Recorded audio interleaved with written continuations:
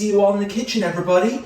For today, we need to stop for one moment and talk about the star of the show. And what I'll be featuring in my recipe today is some squash. Squash is really a vegetable for all seasons. You'll see squash mostly in the fall and winter, and I've got some examples of some fall seasonal squash right over here. We've got a butternut squash. I've got the whole one right here, but you can see the half right there with the seeds right in the center. We have an acorn squash over here on the right, and this little guy hiding in the corner here is a delicata squash. Really yummy, especially if you're using it as a container, say to put a filling inside. Also in the back here, we've got a pumpkin as well. Did you know that pumpkin is a squash as well too? Usually you'll see that in desserts, but I'm sure we could find a savory use for this. But squash is not just found in the winter and the fall as well. As I said, it's a vegetable for all seasons. We are used to seeing squash as an orange veggie or a pumpkin, but our green zucchini right here is a summer squash as well, and you'll see this in a yellow variety too, either as a yellow squash or as a spaghetti squash too. That's one of the student favorites at Wellness in the Schools. Now, in Wellness in the Schools, we always tell our students to eat a rainbow of fruits and veggies. And we say that because all of the colors of the rainbows, your reds, your greens, your oranges, in this case in particular, are all signs that our fruits and veggies have a lot of nutrients inside of them. With specific regard to our squash, the main nutrient is going to be vitamin A, or beta carotene. That's actually what's making our butternut squash orange. It's the same pigment that makes carrots orange as well too. And it's really, really important, not only just for our growth, but also to keep our cells growing as well. And this helps our body to keep on growing happy, healthy, and strong. And it also helps our body repair itself too, especially if, say, we're undergoing periods of stress or trying to just come back on the rebound from an illness. Our recipe for today will be a harvest squash soup with white beans and kale. Very, very yummy, and it's got some medicinal elements. So let me talk for one moment about the ingredients that we'll be using. Our squash soup is going to be flavored with a lot of herbs, and herbs are a very, very good ingredient, not only just for flavor, but medicinally as well. They provide a lot of nutrients for our body. The first herb of interest that I will share is our parsley, and I actually have two varieties to share. Right here, I've got a little example of curly parsley. I've got a little bunch of curly parsley, and I have a flat leaf or Italian parsley. Either or will work for this recipe. Use the parsley that you can find. In terms of the differences between the two, our curly parsley is more likely to have a stronger parsley flavor. However, a lot of people like the flat leaf parsley. This either or is excellent for, say, garnishing or adding into the soup. They're both going to be an excellent source of vitamin K, which is going to be great for our bones and great for your heart health as well. In addition to that, we're also using some thyme as well. We've got some thyme right here in its fresh form, and this little herb is actually going to have a lot of antibacterial qualities. Not only is it going to add a nice flavor to our soup, it can also help our bodies to fight off germs as part of a complete diet full of lots of colors and nutrients. Also too here, I've got some bay leaf as well. One particular point to note with our bay leaf is this is not 100% edible. You definitely want to take this and remove it at the end of cooking. In addition to our herbs, there are a few other ingredients that add a lot of flavor, but also have some benefits that are good for our body. In addition to the parsley, the thyme, and the bay leaves, we'll also be using some garlic, and we'll be using some onions as well, white in particular. But both our onions and our garlic are members of the alliums family. So they both have similar qualities. They will add a similar flavor. These veggies are going to be really good for our bodies because of their antibacterial and antiviral compounds. When it comes to using our garlic, I do want to recommend making sure that this is the first thing that you cut ahead of any other preparation. Garlic needs about 10 minutes to sit to let its antiviral and antibacterial properties come to the forefront before being added to heat. Our onion we will take in small dice as well. Our onion is going to add a lot of dietary fiber, and that will particularly help our bodies because it will help the good bacteria in our guts, in our microbiome, to grow and sustain themselves. In addition to these veggies right here, I'll also be using some kale as well too. And I have two varieties of kale right here.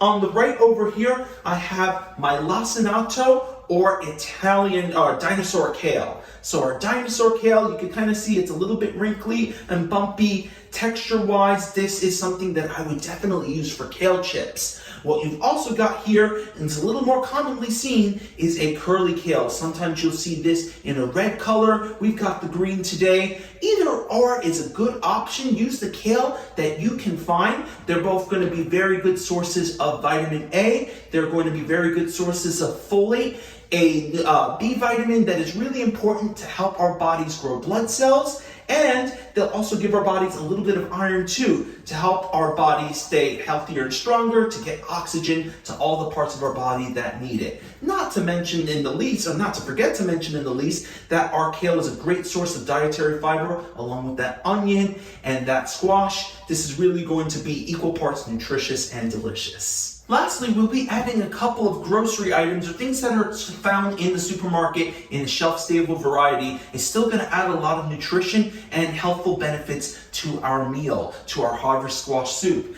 First thing that I'm going to add, I did say it was a squash soup of white beans and kale. I've got my white beans right here. And you could do this one of two ways. You can use a dried bean if you prefer. That's a bean that you would have to soak in water about 12 hours beforehand and also just cook to get nice and softened. Your dried beans are going to be a lot cheaper. It's going to be fresher and the flavor note might be a little bit different. But for convenience sake, you can definitely use a canned bean as well. That's something that does not have to be processed to the same extent as a dried bean. One thing of note, if you are going to use a canned bean, you definitely do want to rinse it out properly. In my bowl right here, I've got my canned cannellini beans, or my white kidney beans, in their canning liquid. And you definitely want to rinse this. This canning liquid is an added source of salt. We will already have salt in different layers throughout the course of this squash soup. We'll be adding that in. So if we could rinse this off, this is something that'll lower the amount of salt, and that's definitely something that'll be good, particularly if this is a recipe some of our audience members might be looking to prepare for someone with some salt concerns in their diet. So just to make sure that this is well rinsed out, you definitely want to add this to water. I do not have a colander today, admittedly, so this is something where if you had a colander, you could definitely pour your beans directly from the can into a colander and run your water over it. However, I'm doing things a little differently here. I've got a slotted spoon, and I'm just going to give this a couple of rinses, just a couple of babs. I'll stir this around to just make sure that all that canning liquid is loose, and then I'll strain this out directly into my sink. And I'll do one more pass through, and that should rinse off all of the canning liquid from my beans. And regardless of the type of bean, you would definitely want to do this if you are using canned. Canned beans still will have an equal amount of nutrition compared to their freshly made counterparts, so it's similar to the kale, similar to the parsley. Use what you have got. And here are canned cannellini or kidney beans, fresh and ready to go. In addition to our canned beans, we'll also be using a stock too. Now, a stock is something that you could make at home fresh. You could definitely take any trim portions of the vegetables, definitely the skins on your onions or your garlic, in addition to using the vegetables themselves, carrots, celery, and onions. We call that a mirepoix. That is the base for a stock. But similar to our canned beans, this is something where if you don't have the time or the opportunity to go ahead and make that, you can easily substitute that with a pre-made stock. And in this case, I'm going to go ahead and use a organic free-range chicken broth, but you can use the stock that you have got at home. In addition to the chicken stock, you could also substitute using a vegetable stock or beef stock if you've got that available. Another ingredient we'll be using in this harvest squash soup is our apple cider vinegar. So this is going to add a little bit of a sour note. The vinegar, however, is healthful in that it'll help our bodies to begin digesting food. A little bit of vinegar does kickstart the production of acid in our stomachs too. Some apple cider vinegars will say the words with the mother or the mother included on the bottle. This is actually a sign that the apple cider vinegar in question has a little bit of the fiber and the sediment left over from the apples that were originally strained to make the apple cider vinegar. This is going to be great because it's going to add a little more apple flavor to your apple cider vinegar. It is also a food source for the probiotics that can be found in apple cider vinegar, which will be beneficial for our gut health. This, of course, being very sour, we're going to balance this out flavor-wise. We're also going to add a little bit of apple cider as well too, which will just counteract that sour flavor. We're balancing the flavors, making something delicious while still being very nutritious.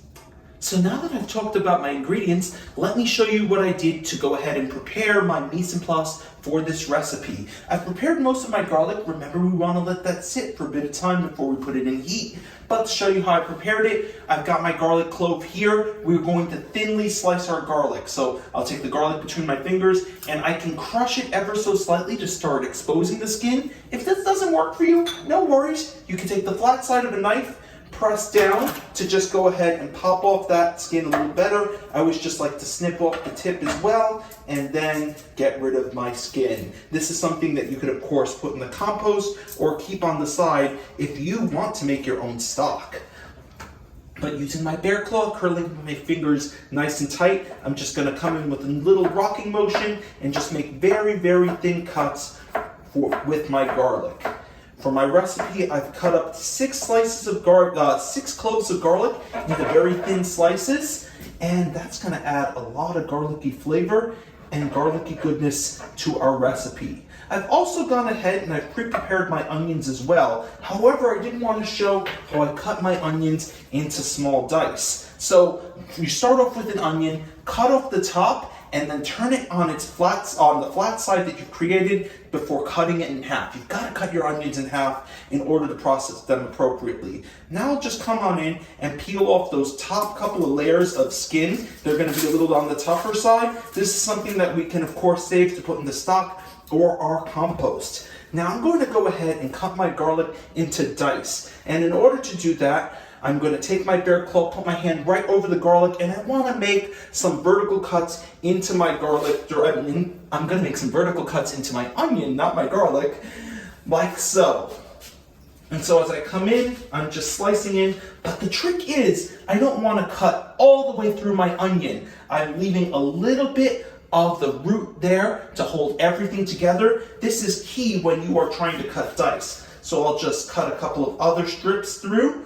And at this point, I'm going to go ahead and turn my onion around. So I've gone into it with my knife. Now I'm going to go ahead and come from the top. Using my bear claw once again, I'm going to cut vertical strips into this onion. However, just like before, I'm not cutting through that root. That root is holding on to everything.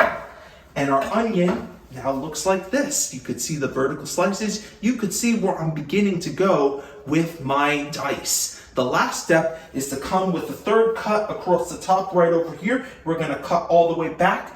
And the trick when you're using the bear claw is that the bear claw allows you to adjust the size of your piece. So I could go for a bigger, say a large dice cut by pulling my hand back. Or if I pull my hand closer to where my knife is, I'll get my small dice just like I'm going to do right now. There we go. And you can see on my cutting board, my onion is beautifully cut to a small dice.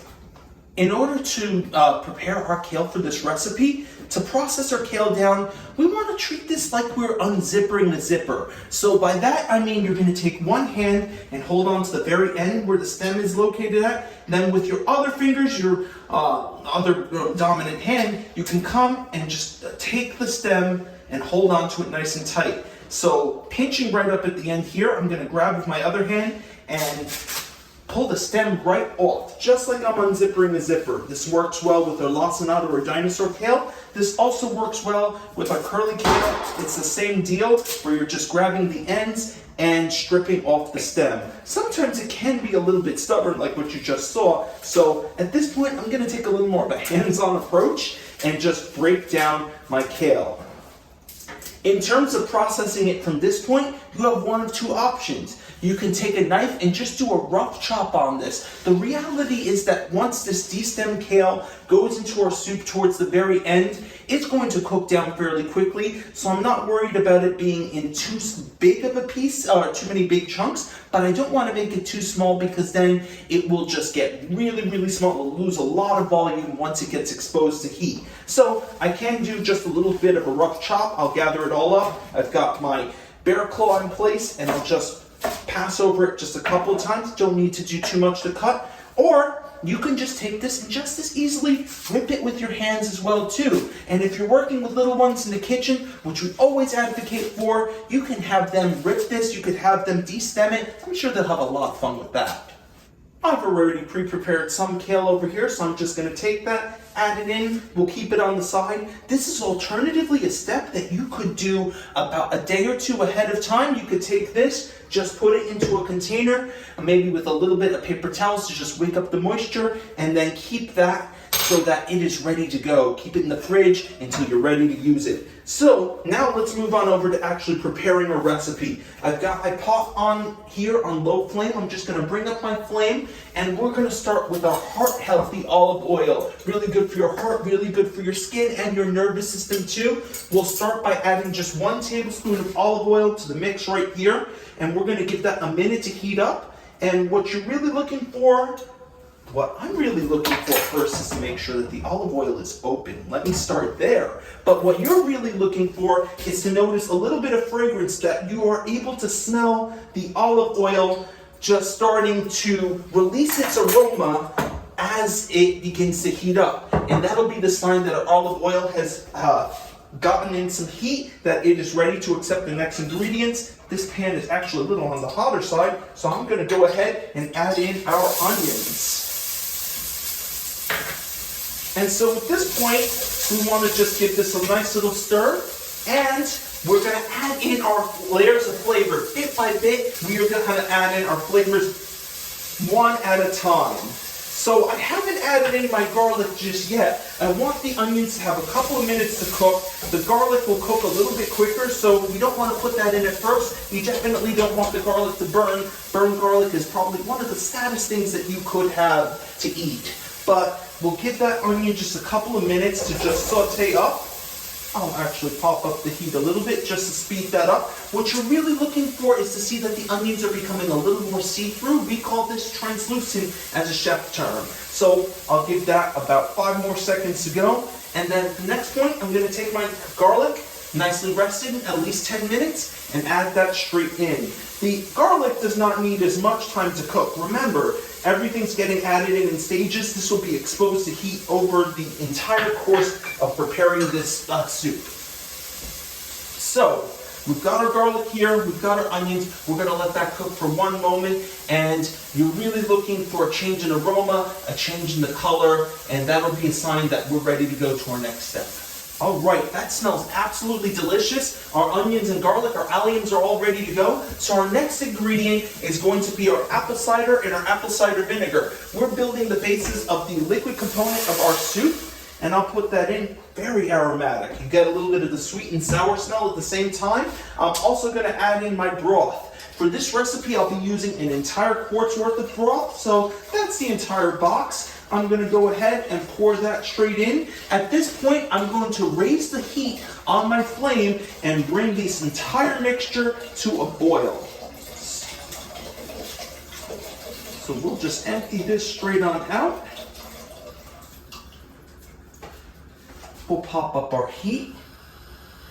If I'm looking into the pot right now, I'm starting to notice a little bit of bubbling. That is actually a sign that my soup is starting to come to a simmer. It's a couple of steps away from a boil, but this is ready for the next round of ingredients to go in. And the next thing I'm going to add in are going to be my other aromatics, my other sources of flavor in this recipe, the herbs that we mentioned, our bay leaf, our thyme, and our parsley. And I'll go ahead and put them in directly. I'm going to leave the stems on my parsley because that'll add a lot of flavor, and we'll remove this at the very end of cooking anyway. What you could do if you wanted to is tie everything together using a little bit of kitchen twine. This is what we call an herb bundle, and that will help to keep all the flavors together all in one place. Makes removal a little bit easier when you get there. but it's not the end of the world if you do eat a little bit of a parsley stem. It'll be cooked down a little bit. It just ends up being a little bit more on the rough and fibrous side, so that's something that we usually pull out before service. But I will let this just continue to heat on up. I'll also just add in a little pinch of salt and a little pinch of pepper so I can keep on building layers of flavor in my soup. The next ingredient that we're going to add will be our butternut squash. You can of course substitute this out with any squash that you have available. Any fall winter squash would be a suitable ingredient to add into this recipe. You can definitely use pumpkin, you could use a delicata. For right now, we've pre-cubed up our butternut squash and we'll go ahead and add that now that this is starting to come to a boil. And at this point, because those pieces are a little bit on the thicker side, we're gonna go ahead and let this cook down. Of course, the smaller you cube your squash, if you are cutting it at home, the quicker that this will take to cook through. But if you've got a little bit of larger chunks like I do, this is gonna take about 10 to 15 minutes. Once this reaches a boil completely, you could turn the heat down to medium and just let the heat go ahead and keep on cooking this down. Of course, one thing you can do to help expedite preparation, if you don't have the time to cut a butternut squash up at home, you can definitely go ahead and buy that pre-cut. It is a little more expensive than, say, buying the whole squash and processing it yourself, but definitely a good option to consider for convenience. That smells really, really good. I smell a lot of the herbs coming from that, a lot of the garlic. It's making me hungry already, but we gotta finish this up. So you can see our soup is at a boil right now. I'm gonna continue to bring down that heat so that we're getting less bubbles. That way we're at a simmer, so we'll back it down. It's been boiling for a little bit. I've wanted to expedite the cooking. But the next things we're gonna add in are cannellini beans, or white kidney beans. I'll go ahead and put that in directly. And in addition to that, I'll also go ahead and add in our kale as well. We are almost finished. And at this point, the kale will cook down nice and evenly. You could see as we added in the beans, the temperature dipped down a little more. So I'm gonna add a little more heat to just bring that back up. And I'll put in about 4 cups worth of kale. I'm just gonna eyeball that. It looks like a lot, but once this actually gets in contact with the heat, it's gonna shrivel up really quickly. And you'll get to see that in just a moment. But before I stir this in, I do want to go ahead and add another little pinch of flavor. We're not adding a lot of salt at each point in time. It's just as we introduce new ingredients, we just definitely want to add in a little layer of seasoning, one on top of the other, to build upon the previous flavors in the pot.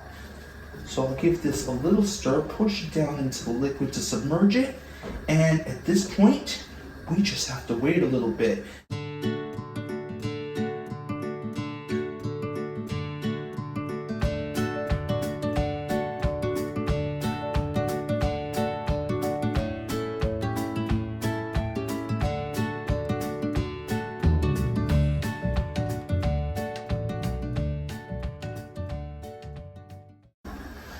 When educating students about healthier choices in our in-school programming, we always advise students to eat with their 5 senses. While I can't share smell-o-vision just yet, I can't share the smells with you, I can only describe them, but what you can see is that beautiful color. You'll see the different elements of the rainbow there. We've got our oranges, we've got our greens, and as you're looking at this kale, it started out as a very, very vibrant green color. At this point, it's going to turn a little more drab under heat, but that's not an issue. Right now, that is a sign that all the nutrients from the kale, as well as the nutrients from the squash, the beans, the onions, and the garlic, are all leaching out into our stock. And that's just going to add a lot of extra flavor. It's not like we're tossing this out, so all of the nutrients are all in place. And really, at this point, we're just waiting for it to cook. We'll wait 15 more minutes or until the squash is tender enough to be pricked with a fork. That smells amazing. So, we've had time to let our soup cook down, our squash is nice and tender, our kale is wilted down, and the last thing that we did, which you might have noticed on that time lapse, was to remove our herbs. So if you can get out a little bit of that woody thyme stem or that parsley stem, those are going to be a little bit on the thicker side. Not quite my yum, but they're definitely adding in their flavor. And at this point, we can go ahead and we can remove this. I'm just gonna ladle this into a separate container. But at this point, our soup is basically done. This is a very nice medicinal warming soup. Ooh, little bit. Here's our time stem. We had one that was hiding on the side, and you could see that the colors even changed a little bit. That nutrient from the thyme, the antioxidants have all come off the thyme stem and gone into our soup, which is just where we want them to be. And as you're digging through, you might notice some other herbs, some little stragglers there. Again, not the end of the world if you have a little extra parsley or bay leaf, but if you can, take them out just for texture purposes. And this soup is awesome. So paired with the grain, this becomes a complete meal. And if you were to swap out that chicken stock for vegetable stock, this could be a great vegetarian meal. The last thing I'll do, this has enough reduced volume that I could just pick this up, pour it straight out, and there's our soup. And if this is something that you're preparing in advance, it can definitely stay in the refrigerator for up to 3 to 5 days. Definitely use it by that point. And that's delicious. So, last thing you definitely want to do is always take a taste to make sure that the flavors are balanced. So I've got a little bit in this ramekin right here. I'm getting a little, as I taste this, the vinegar hits my tongue first, but that's immediately balanced out by the sweetness of the apple cider there, just enough to cover that up. And I'm getting a lot of herby notes from the herbs we added in, from the garlic as well, with a nice little kind of semi-sweet finish as well too. Really, really delicious. And while I can't share, I hope that you guys wait and check out our recipe at the end of the show so you can try this out at home with your loved ones.